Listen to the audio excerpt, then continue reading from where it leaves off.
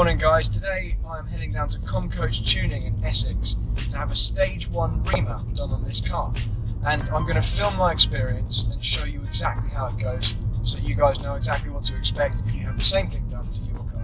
I can't wait to find out what kind of power we managed to get from my 308 GTI.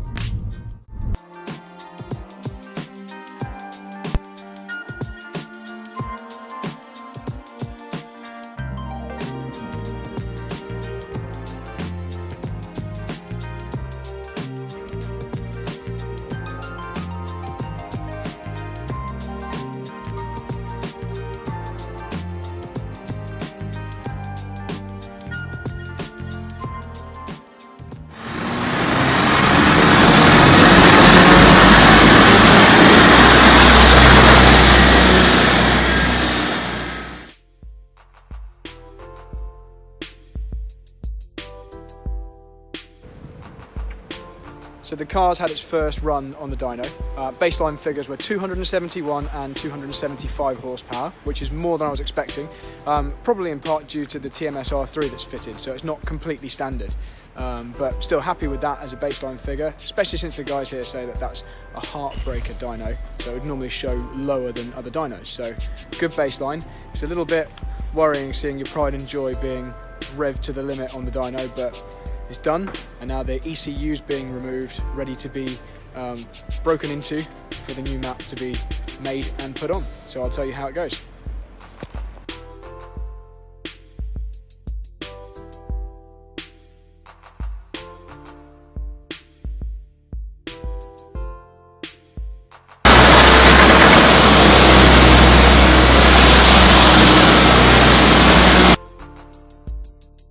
So the torque difference from standard to after the remap, you can see a clear difference. Yeah, it's huge gain. I mean, this car is only running 95 octane fuel, and also it's getting hot with the runs as we do it. But you can see standard it was getting about 269 pound-foot of torque, and then on that last run it got 320 pound-foot of torque. So it's about 50 pound-foot of gain, and you can see that on the graph here. Okay, so I'm going to level with you. Of course, we would have loved to have seen a 300 horsepower plus figure. And there's a couple of reasons why I didn't achieve that. And I'm a little annoyed at myself in a way for not filling the car up with high quality fuel before this run. But I really wanted to map the car on the kind of fuel that I'm going to be using every day. And I use 95 RON fuel every day. I don't have loads of money, and so I use the cheaper fuel. I don't need outright performance every day. So the guys tuning the car obviously told me that would have made quite a big difference had we been running on super unleaded. So that's the first thing. The next thing is that you can actually see on the second run after the remap, this dark red colour here, we were producing a lot more power than on the run where we actually achieved the peak up here, which was 285. And had this line here continued on the trajectory that it looked like it was going to, then we would have been well over the 300 mark. But the problem was the car was then starting to get warm, and so the car artificially limits the amount of power we've got around this area here. But there is some very, very good news. Before the remap, the car was producing about 268 foot-pounds of torque, which equates to around about 350 newton meters. But after the remap, we were getting 320 foot-pounds of torque, which equates to much more like 435 newton meters of torque.